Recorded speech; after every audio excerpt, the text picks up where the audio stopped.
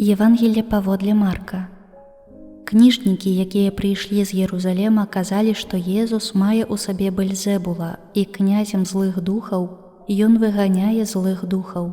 А Езус, паклікаўшы іх, казаў ім у прыпавесцях: як можа сатана выганяць сатану? Калі валадарства падзеліцца знутры, не можа выстаяць такое валадарства. І калі дом падзеліцца знутры, не можа выстаяць такі дом. І калі сатана паўстаў супраць сябе і падзяліўся, не можа выстаяць.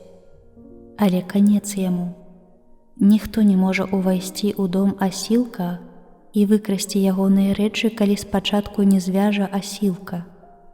Тады толькі абрабуе дом ягоны.